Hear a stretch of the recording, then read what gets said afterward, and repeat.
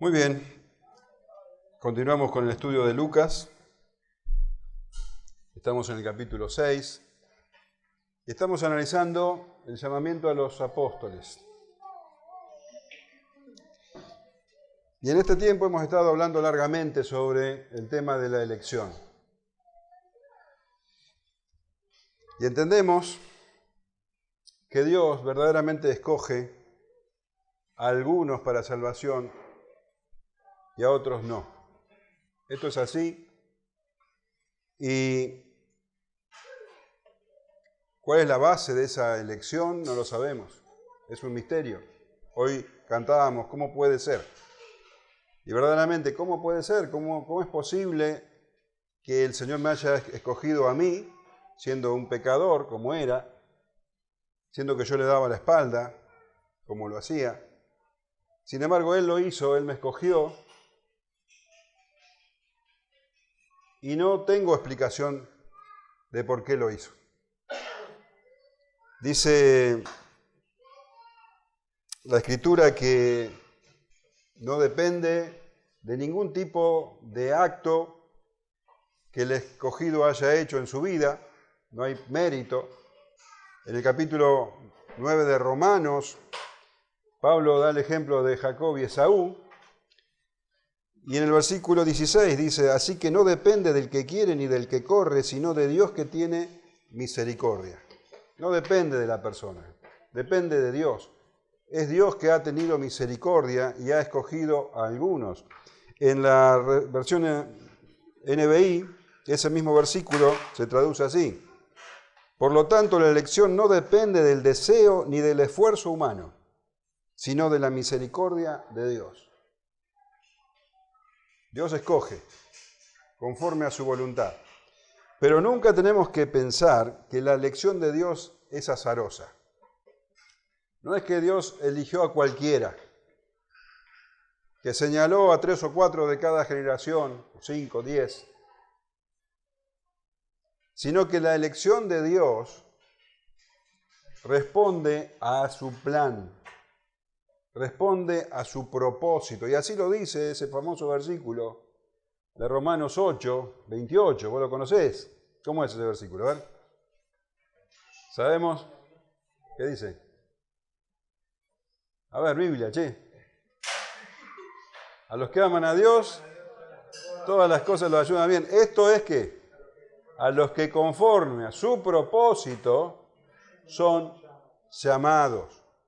Llamados conforme a su propósito. El lenguaje actual es todavía más clara. Dice, sabemos que Dios va preparando todo para el bien de los que lo aman, es decir, de los que Él ha llamado de acuerdo con su plan. Entonces no, nada que ver con azar, nada que ver como me decía mi mamá, al tuntún. No. La elección de Dios tiene un propósito. Dios sabe por qué te escogió y por qué me escogió a mí. Yo no lo sé, pero Él sí. Ahora, dentro del grupo de los escogidos, Dios hace otra elección. Hay una elección dentro de la elección. Y esa elección es para su servicio. Tal como lo leemos en este capítulo de Lucas que estamos analizando. Fíjate que en el versículo 13 dice, y cuando era de día llamó a sus discípulos y escogió a 12 de ellos, a los cuales también llamó apóstoles. Dentro del gran grupo de discípulos, el Señor Jesús lo seguía muchísima gente, su ministerio llamaba muchísimo la atención, y había gente que lo seguía por los milagros, o porque quedaba maravillada por sus enseñanzas. Pero había muchos que lo seguían sinceramente. De ese amplio grupo de discípulos, el Señor separó a 12. Y también esos 12 fueron separados conforme a su propósito. No fueron cualquiera. Esa elección fue muy cuidadosa. Y podemos decir que después de la muerte en la cruz, el acto más importante que hizo el Señor Jesús en su ministerio después de su sacrificio en la cruz fue la elección de estos 12 apóstoles. ¿Por qué? Porque estos iban a ser los que continuarían con su obra cuando Él no estuviera. ya la oposición se estaba haciendo evidente. Los fariseos, los escribas, los religiosos, ya estaban demostrando cuáles eran sus intenciones. La cruz estaba a menos de 2 años de distancia. Y el Señor Jesús entonces tomó una decisión muy importante al elegir a estos 12 hombres. No eran cualquiera. Eran hombres comunes y corrientes, y en el libro de los Hechos se lo describe como del vulgo y sin letras. Vos sabés que algunos de ellos eran pescadores, simples pescadores. Había un cobrador de impuestos, había un extremista político. Hombres simples, que tenían sus miserias, que tenían sus dudas, hombres que dentro de su simpleza también tenían complejidades y contradicciones. El Señor Jesús conocía todas esas cosas y escogió a 12, pero para hacerlo, dice la Escritura, fíjate, en el versículo 12, dice: en aquellos días Él fue al monte a orar y pasó la noche orando a Dios. Toda la noche orando para que esos 12 sean los 12 que debían ser. Fíjate el valor que tenía para el Señor Jesús esta elección. No eran cualquiera. Dentro de esos 12 había un traidor, y eso también estaba dentro del propósito de Dios. Entonces, a simple vista, estos hombres no tenían nada que los distinguiera de los otros. Hombres comunes y corrientes.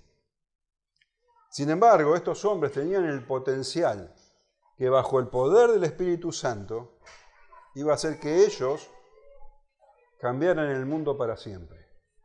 Estos que trastornan el mundo entero, decían, leemos en el libro de los Hechos, han llegado también acá, trastornaron el mundo. Estos serían los encargados, como dice Hechos 1:8, de llevar el Evangelio hasta lo último de la tierra. ¿Cómo dice Hechos 1:8? A ver, Biblia. Y recibiréis poder. Y me seréis testigos en Jerusalén, en Judea, en Samaria y hasta lo último de la tierra. Estos serían los encargados de llevar el Evangelio hasta lo último de la tierra. Estos hombres iban a ser el fundamento de la iglesia. Fíjate también en Efesios capítulo 2, versículos 19 y 20, dice, hablando de la iglesia: así que ya no sois extranjeros ni advenedizos, sino conciudadanos de los santos y miembros de la familia de Dios, edificados sobre el fundamento de los apóstoles y profetas, siendo la principal piedra del ángulo Jesucristo mismo. El fundamento de los apóstoles, estos hombres simples, estos pescadores, ese Mateo que estaba sentado a la mesa cobrando impuestos, aquel otro que estaba planeando matar a personas como Mateo, el celote, esos en las manos del Señor son los fundamentos de la iglesia. Y leemos en Apocalipsis 21:14, y el muro de la ciudad, que representa la iglesia en su manifestación final, tenía 12 cimientos y sobre ellos los 12 nombres de los 12 apóstoles del Cordero. Mirá la importancia que iban a tener estas personas. Entonces, el llamado de Dios para el servicio especial. Dios escoge dentro de su gran número de elegidos a algunos para el servicio especial. Acá tenemos entonces a los 12 apóstoles del Cordero. Y dice la Escritura, versículos 14 al 16, que el Señor Jesús escogió a Simón, a quien también llamó Pedro, a Andrés, su hermano, Jacobo y Juan, Felipe y Bartolomé, Mateo, Tomás, Jacobo hijo de Alfeo, Simón, llamado Celote, Judas hermano de Jacobo y Judas Iscariote, que llegó a ser el traidor. Estos son los nombres de los 12 apóstoles. El Señor bajó de la montaña esa mañana, después de haber estado toda la noche orando con su Padre, y dentro del grupo, el gran grupo de discípulos, escogió a estos 12 a los que llamó apóstoles, embajadores, enviados. Vemos que están separados en tres grupos de 4. Simón, Andrés, Jacobo y Juan forman un grupo. Felipe, Bartolomé, Mateo y Tomás forman el otro. Y el último grupo, con los otros 4, que sería el grupo que tal vez estaba un poco más, no sería tan íntimo con el Señor. Parecería como que la sucesión que va dando Lucas muestra el grado de intimidad que tenían con el Señor Jesús. El primer grupo era el grupo más íntimo, aunque se menciona a Andrés, y Andrés no estaba en el grupo de los más allegados al Señor Jesús. Sabemos que Pedro, Juan y Jacobo era el núcleo íntimo, los amigos más íntimos del Señor Jesús. Andrés, aunque figura como segundo, no era tan íntimo del Señor. Estuvimos analizando un poco lo que la Escritura dice del apóstol Pedro en el último sermón. Ahora vamos a completar este primer grupo de 4. Vamos a analizar un poco lo que podemos saber sobre Andrés, sobre Jacobo y sobre Juan. Acá entonces decíamos que figura en segundo lugar Andrés. Dice Andrés su hermano de Simón. Marcos, en la lista, lo sitúa a él en el 4º lugar. Marcos pone primero entonces a los 3 que eran el núcleo íntimo del Señor Jesús. Andrés, siendo hermano de Simón, no estaba en ese grupo.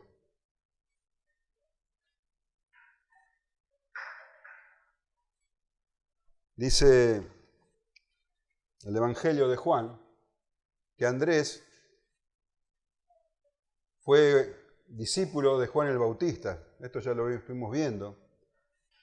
Él y el que sería el apóstol Juan eran discípulos de Juan el Bautista. Y fue él, el mismo Juan el Bautista, quien les señaló al Señor Jesús. Esto lo leemos en capítulo 1 de Juan, versículos 35 en adelante. Vale la pena que lo leamos de nuevo. Juan 1:35. Dice, el siguiente día otra vez estaba Juan, el Bautista, y 2 de sus discípulos, y mirando a Jesús que andaba por allí, dijo, he aquí el Cordero de Dios. Lo oyeron hablar los 2 discípulos y siguieron a Jesús. Y volviéndose Jesús y viendo que le seguían, les dijo, ¿qué buscáis? Ellos le dijeron, Rabí, que traducido es maestro, ¿dónde moras? Les dijo, venid y ved. Fueron y vieron dónde moraba, y se quedaron con él aquel día, porque era como la hora 10. Andrés, hermano de Simón Pedro, era uno de los 2 que habían oído a Juan y habían seguido a Jesús. Aquí tenemos entonces a Andrés siendo guiado por el mismo Juan el Bautista hacia Jesús. Y él creyó en el Señor Jesús, y ese encuentro cambió su vida para siempre. Y tan impactado quedó, que leemos en el siguiente versículo 41, que Andrés dice, este halló primero a su hermano Simón y le dijo, hemos hallado al Mesías, que traducido es el Cristo, y le trajo a Jesús.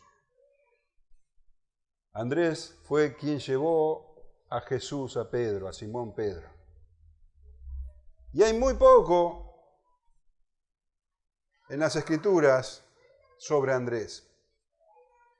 Pero lo poco que hay nos revela, nos muestra que esto que hizo con Simón, con su hermano, era una constante en su vida. Las pocas veces que figura Andrés en la Escritura lo vemos mezclado entre la gente y los vemos llevando a personas a Cristo. Andrés era natural, dice, de Betsaida, un pueblito Pero junto con su hermano se mudaron a Capernaum, una ciudad más grande, costera, donde tenían allí un negocio de pesca, con 2 socios, que eran Jacobo y Juan. Pedro y Andrés compartían la casa, Pedro estaba casado, de Andrés no sabemos, aunque estoy pensando que en la Primera de Corintios habla de los apóstoles como que tenían esposas, así que probablemente él también estaba casado. Y allí entonces en Capernaum, él ejercía junto a su hermano este negocio de la pesca y estaban en eso justamente, tiempo después de haber conocido al Señor Jesús. El Señor Jesús estuvo por la región de Judea y cuando volvió a Galilea dice que estaba caminando por la costa del mar y leemos en Mateo 4:18, andando Jesús junto al mar de Galilea, vio a 2 hermanos, Simón llamado Pedro y Andrés su hermano, que echaban la red en el mar porque eran pescadores, y les dijo, venid en pos de mí y os haré pescadores de hombres. Ellos entonces, dejando al instante las redes, le siguieron. El Señor Jesús les prometió en ese momento entonces que los iba a transformar en pescadores de hombres. Le siguieron dejando las redes, pero este seguimiento fue a tiempo parcial. Ellos siguieron con su negocio. Hasta que meses después, leemos en Lucas, que el Señor Jesús utilizó una de las naves de Pedro y de Andrés para predicarle a la multitud. Y después, ustedes saben, la llevó a mar adentro, después de que ellos estuvieron toda la noche sin pescar nada, y les dijo cómo tenían que hacer, que echaran las redes, y las redes dice que reventaban. También llamaron a otra embarcación, la de Jacobo y Andrés, que también reventaba de peces, y ese fue el momento en que recibieron el llamado a tiempo completo. Y leemos en Lucas 5:11, y cuando trajeron a tierra las barcas, dejándolo todo, le siguieron. Ahora no dejaron solo las redes, ahora lo dejaron todo. Y ahora lo siguieron al Señor Jesús a tiempo completo. Ellos estaban entonces ahora dentro del gran grupo de discípulos del Señor Jesús. Y el Señor Jesús, después de estar toda la noche orando, cuando bajó y separó a sus 12 apóstoles, en ese grupo también separó a Andrés. Este fue el llamado entonces de Andrés como apóstol del Señor Jesús. Y como te decía, tenemos pocas referencias de Andrés en la Escritura. En la alimentación de los 5.000, ¿vos te acordás que el Señor Jesús estuvo enseñando? Y cuando habla de 5.000, habla de 5.000 hombres, lo que implica que había muchísimas más personas. Si pensamos en 5.000 hombres, podemos pensar que también había 5.000 mujeres y también por lo menos 5.000 niños. Así que se estima que en ese día había como mínimo 15.000 personas. Y el Señor Jesús desafía a sus discípulos y dice, bueno, no los dejen que se vayan así, denle de comer. Y esto les sonó como una locura. ¿Cómo vamos a alimentar a toda esta multitud? No hay manera. Es imposible. Pero uno de los discípulos dice, hay un muchachito por ahí que tiene 5 panes y 2 peces, pero ¿qué es esto para semejante multitud? ¿Quién era esa persona? Andrés. ¿Cómo supo Andrés que había un muchachito ahí con 5 panes y 2 peces? Porque evidentemente Andrés andaba entre la gente. Entonces, vemos que el carácter de Andrés era completamente diferente al de su hermano. Su hermano estaba en todas, su hermano estaba presente, siempre destacándose. Andrés no se destacaba en nada, pero andaba entre la gente. Ya al final del ministerio del Señor Jesús, cuando entraron a Jerusalén, la famosa entrada triunfal, Dice que se acercaron unos griegos a Felipe. Lo leemos en el capítulo 12 de Juan, en el versículo 20. Había ciertos griegos entre los que habían subido a adorar en la fiesta de Galilea, y le rogaron diciendo: Señor, quisiéramos ver a Jesús. Felipe fue y se lo dijo a Andrés. Entonces Andrés y Felipe se lo dijeron a Jesús. Cuando estos griegos vinieron y hablaron con Felipe, Felipe dudó, no supo qué hacer. Fue y consultó con Andrés, y Andrés no dudó. Andrés fue directamente, lo llevó a Jesús. Estas son las pocas cosas que conocemos de Andrés, pero siempre están vinculados con llevar a las personas a Jesús. Así como llevó a Pedro, también llevó a estos griegos, y lo veíamos mezclado entre la multitud en la alimentación de los 5.000. Poco sabemos de Andrés, un hombre de bajo perfil, que no llamaba la atención, pero que se ocupaba de llevar a la gente a Jesús. Y cuenta la tradición que un gobernante, furioso porque Andrés le había predicado a su esposa y le había llevado a los pies de Cristo, lo condenó a morir crucificado. Y dice la tradición que lo crucificaron en una cruz con forma de X. Y cuando estaba allí en esa cruz padeciendo, agonizando, Andrés le gritaba a la multitud que estaba ahí mirando, a los curiosos y a los que pasaban, que se arrepientan de sus pecados y que crean en el Señor Jesucristo. Y no tenemos por qué dudar de esta tradición, tampoco podemos dar fe de que sea cierta, pero si es cierta, podemos ver que Andrés murió como había vivido, llevando a las personas a los pies del Señor Jesús. Un hombre de bajo perfil,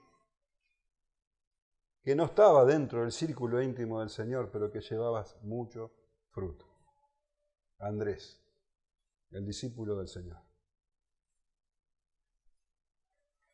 Después se nombra a Jacobo.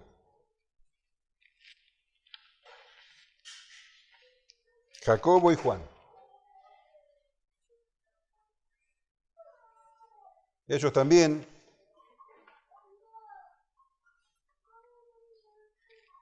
pescadores, como sabemos.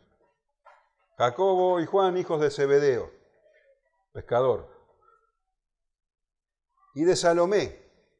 Salomé era una de las mujeres que siguieron al Señor Jesús, que estuvieron con Él en el ministerio y que estuvieron presentes en su sacrificio. Salomé, si uno hace una asociación con los versículos donde habla de las mujeres que siguieron a Jesús, podemos entender que Salomé era hermana de María, la madre de Jesús, por lo que sería tía de Jesús, y Jacobo y Juan serían primos de Jesús.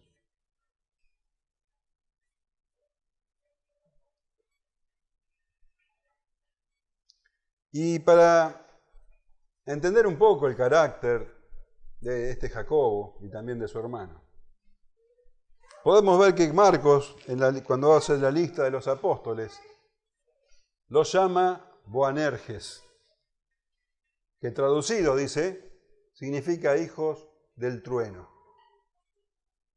Y seguramente se los llamaba así, esto es un acuerdo de todos los estudiosos, por el carácter explosivo de estos dos hermanos.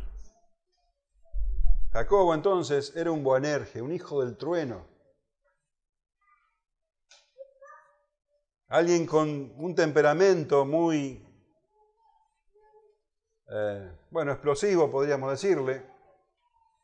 Alguien que tal vez ese temperamento le nublaba el entendimiento a veces. Y hay un pasaje en el libro de Lucas que nos ilustra un poco ese temperamento. Vamos a leer Lucas capítulo 9, versículo 52 en adelante.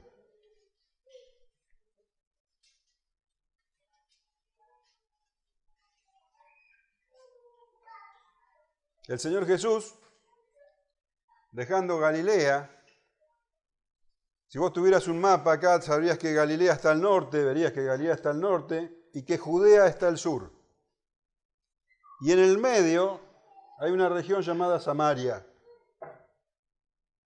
Obviamente en Samaria vivían ¿quiénes? Los samaritanos. Y los samaritanos eran un pueblo que tenían amistad con los judíos. Dice, y envió mensajeros delante de él, los cuales fueron y entraron en una aldea de los samaritanos para hacerle preparativos. El Señor Jesús había una aldea allí, envió a algunas personas para que preparen un lugar. Mas no le recibieron, dice. No le recibieron porque su aspecto era como de ir a Jerusalén. Estos samaritanos vieron a los visitantes y se dieron cuenta que eran judíos que iban a Jerusalén. No los recibieron. ¿Por qué? Por esa enemistad que yo te decía. Los samaritanos eran los descendientes. Te lo voy a explicar de esta manera. Mucho tiempo atrás, el reino del norte, Israel estaba dividido en el reino del norte y el reino del sur, ¿te acordás? Bueno, el reino del norte cayó en manos del rey de Asiria. ¿Cuál era la costumbre del rey? Era quitar a las personas naturales del lugar y llevarlas al exilio. Hacía como un intercambio. Entonces, él tomó el reino del norte, llevó a la mayoría de los judíos, los nativos de ahí, se los llevó a otro lado y pobló el reino del norte de gentiles. Trajo gente de otro lado y los puso ahí. Ahora, no se llevó a todos los judíos, algunos judíos quedaron y estos judíos se mezclaron con los gentiles. Y los samaritanos son los descendientes de esa unión entre judíos y gentiles. Cuando volvieron los judíos del exilio, entonces estimaron a los samaritanos como gente de segunda categoría, como una raza depravada, como gente que con los que no querían juntarse. Y esa enemistad estuvo siempre entre ellos. Los samaritanos tenían su propio lugar de adoración, no iban a Jerusalén, tenían su propio lugar de adoración, creían en la Escritura pero a su manera. Entonces estaba esa gran enemistad. Cuando los samaritanos de esa aldea vieron que estos hombres eran judíos que iban para Jerusalén, no los recibieron. Y dice el versículo 53, mas no le recibieron porque su aspecto era como de ir a Jerusalén. Viendo esto, sus discípulos Jacobo y Juan dijeron, Señor, ¿quieres que mandemos que descienda fuego del cielo como hizo Elías y los consuma? Viste que eran bíblicos ellos. Querían hacer como Elías, ¿viste? ¿Quieres que mandemos que descienda fuego del cielo como hizo Elías y los consuma? Entonces, volviéndose él, los reprendió diciendo, vosotros no sabéis de qué espíritu sois, porque el Hijo del Hombre no ha venido para perder las almas de los hombres, sino para salvarlas, y se fueron a otra aldea. Fíjate, estoy hablando de Jacobo, alguien del círculo íntimo del Señor Jesús. Fíjate la mirada que tenía. O sea, Andrés quería traer a la gente a Jesús, y Jacobo y Juan querían quemarlos. Y estos eran parte del círculo íntimo del Señor, ¿no? El Señor Jesús dice, nosotros venimos a salvar las almas, no a perderlas.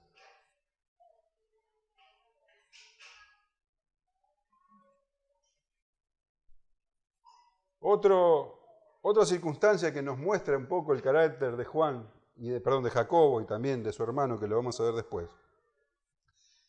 Lo vemos en Mateo capítulo 20. Capítulo 20, versículos 20 en adelante.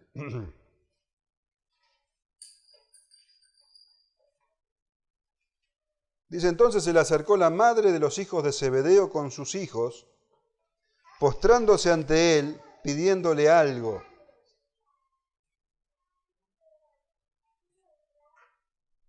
Estamos ya por entrar en el capítulo 20 de Mateo. Está el Señor por entrar a Jerusalén. Estamos hablando de la última semana de vida del Señor Jesús.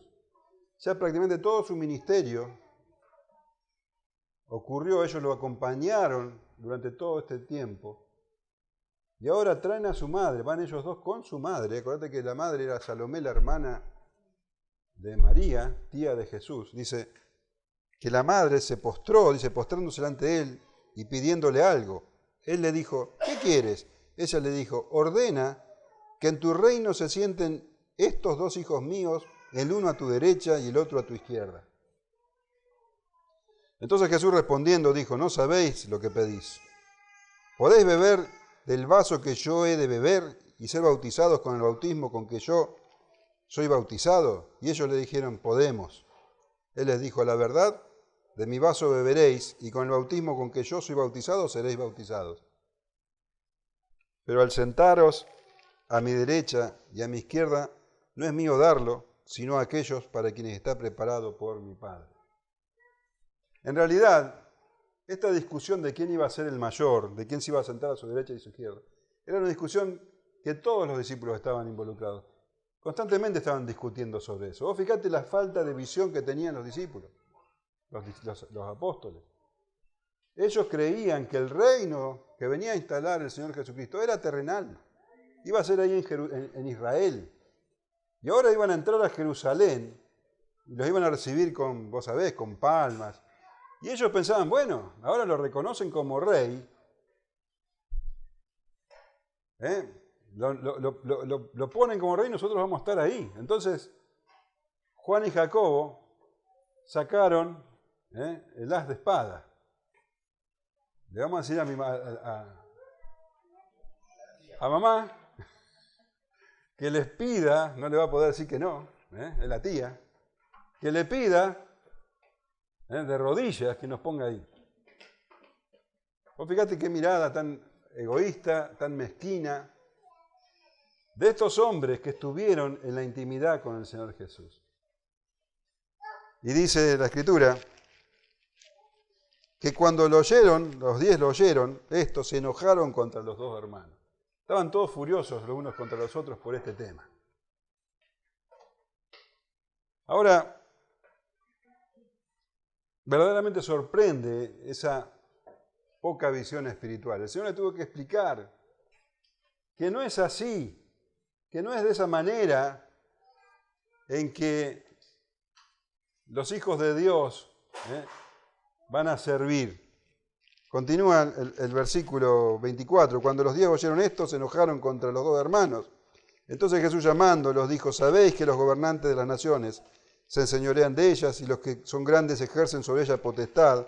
Mas entre vosotros no será así, sino que el que quiera hacerse grande entre vosotros será vuestro servidor, y el que quiera ser el primero entre vosotros será vuestro siervo, como el Hijo del Hombre no vino para ser servido, sino para servir y dar su vida en rescate por muchos. Esta es la manera. No quién es el más grande, sino quién es el que más sirve.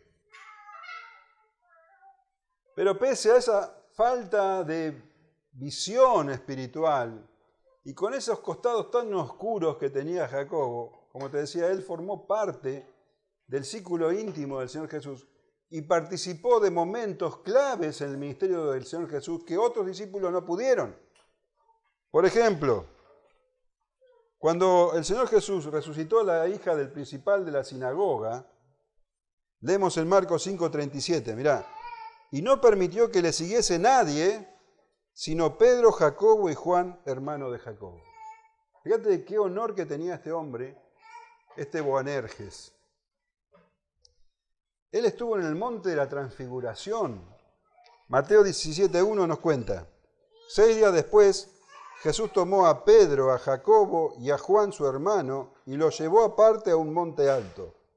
Y se transfiguró delante de ellos y resplandeció su rostro como el sol y sus vestidos se hicieron blancos como la luz. Este Boanerges estuvo en el monte de la transfiguración y vio al Señor en esa condición. ¿Te das cuenta? Y aunque no lo puedas creer también, este Boanerges estuvo junto al Señor en Getsemaní. Marcos 14:32 dice, vinieron pues a un lugar que se llama Getsemaní y dijo a sus discípulos, sentaos aquí, entre tanto que yo oro. Y tomó consigo a Pedro, a Jacobo y a Juan y comenzó a entristecerse y a angustiarse. Jacobo fue testigo también de esta agonía del Señor Jesús en Getsemaní. Este Boanerges, este hombre que tenía celo por cosas materiales, por cosas terrenales. Dice la Escritura que también él recibió el Espíritu Santo unos pocos días después de la crucifixión, en Pentecostés. Y evidentemente ese celo se transformó en celo por las cosas del Señor. Y también nos relata la Escritura que, así como el Señor le había dicho que él iba a probar el bautismo del Señor, bueno, la copa del Señor, no, el bautismo, fue así, y Jacobo fue el primer mártir entre los 12. Y es la única muerte de un apóstol que figura en las Escrituras. El primero en morir de los 12.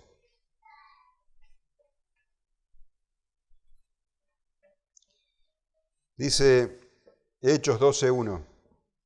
En aquel tiempo el rey Herodes echó mano a algunos de la iglesia para maltratarles y mató a espada a Jacobo, hermano de Juan. Él fue el primer mártir de los apóstoles. Y nos podemos preguntar, ¿por qué Jacobo? ¿Por qué justo Jacobo fue el primero en morir? ¿Qué hizo Jacobo que molestaba tanto? Si estaban los otros apóstoles también, estaban Pedro, estaban Juan predicando. Sin embargo, dice que mató a Jacobo y eso le agradó a los judíos. ¿Por qué? Y la respuesta es que este hijo de trueno también era un hijo de trueno para predicar la palabra. Que esa pasión que había tenido por cosas materiales ahora la tenía por la predicación. Y como un trueno, molestaba a los judíos que no querían arrepentirse.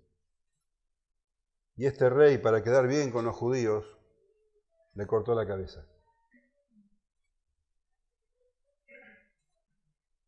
La pasión que había tenido por las cosas del mundo, ahora la había tenido por las cosas del Señor, y eso lo llevó a la muerte, siendo el primer mártir entre los apóstoles.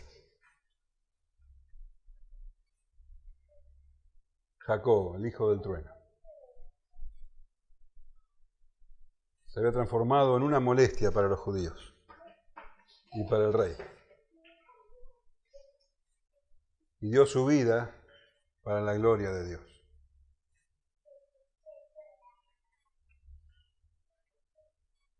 Y también está allí Juan, el otro Boanerges.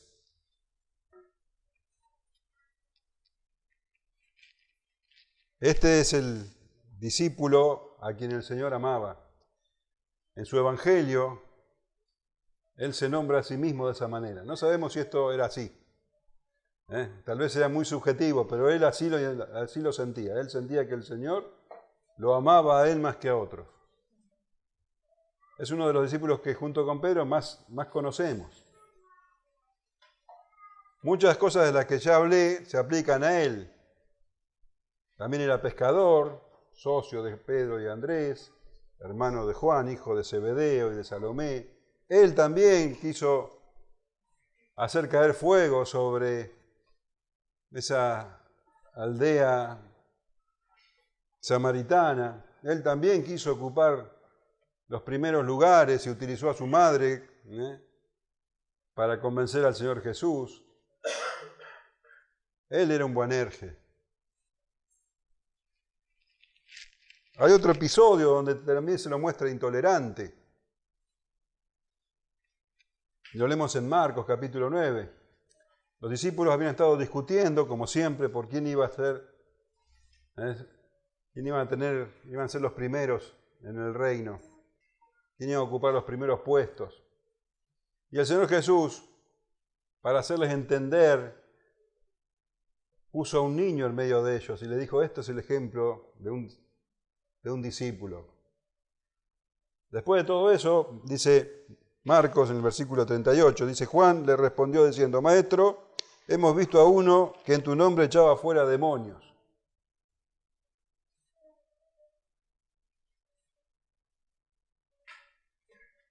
Pero él no nos sigue, dice. ¿Y qué hizo entonces? Se lo prohibimos. Porque no nos seguía. Intolerante. El Señor Jesús lo reta por eso, pero él se lo había prohibido. Entonces este Boanerges, intolerante, apasionado también por las cosas del mundo, fue transformado de tal manera por el Espíritu Santo que llegó a ser llamado el apóstol del amor. De Boanerges, apóstol del amor. Juan hoy es conocido así. Él escribió ese evangelio donde nos muestra que Jesús es el Hijo de Dios. En el capítulo 20, versículo 31, dice, pues estas cosas se han escrito para que creáis que Jesús es el Cristo, el Hijo de Dios, y para que creyendo tengáis vida en su nombre. Él describe como ningún otro a Jesús como el Hijo de Dios. Y todas las señales que él muestra en ese evangelio son para demostrar que Jesús es el Hijo de Dios. Él es el que él escribió el Evangelio, escribió 3 cartas que llegaron a nuestro tiempo, que están en el Nuevo Testamento, y escribió el Apocalipsis. Él es el que dijo que Dios es amor. Él es el que habló de que el Padre ama al Hijo y el Hijo ama al Padre. Él es el que dijo que Dios amó tanto al mundo que ha dado a su Hijo unigénito para salvar al que crea en Él.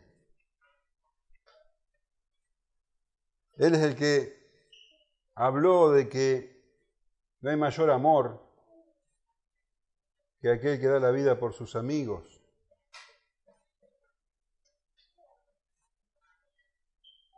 También Él fue el que nos hizo llegar las palabras del Señor Jesús, que el que lo ama verdaderamente al Señor es el que cumple con sus mandamientos. Él también fue el que escribió que el perfecto amor echa fuera el temor. Y el que hizo énfasis en que los hijos de Dios, los discípulos, debemos amarnos los unos a los otros. Por tanto énfasis que hizo en el amor es que es llamado así.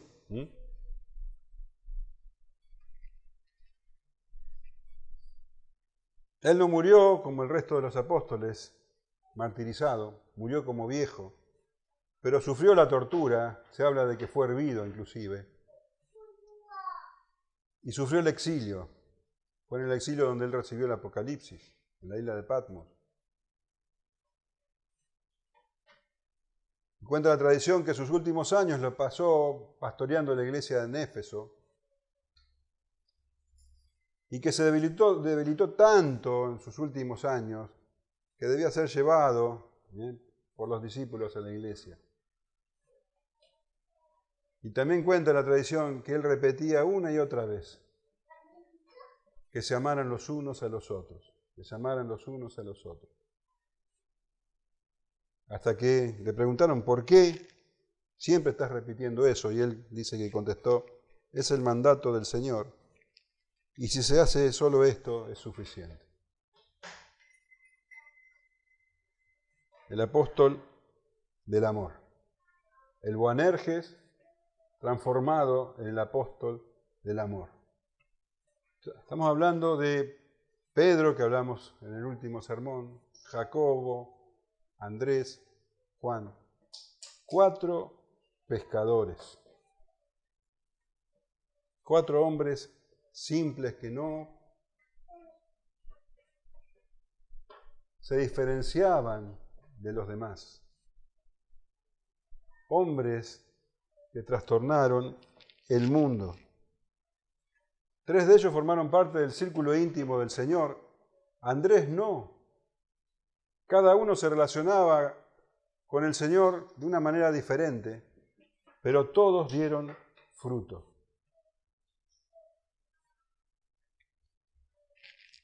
¿Qué tuvieron en especial? El Señor lo sabe.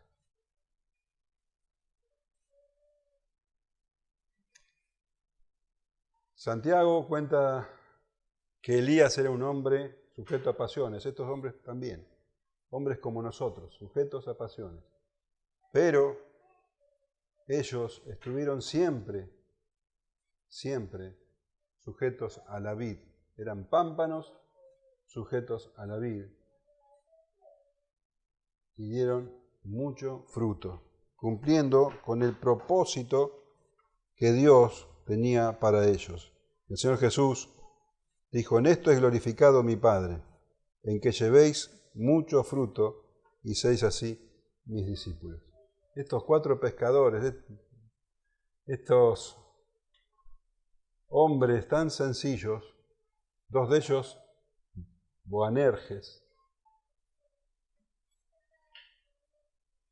han dado tanto fruto que hoy estamos hablando de ellos y estamos entendiendo el propósito de Dios por su legado. Esto es lo que Dios hace con hombres que se ponen en sus manos.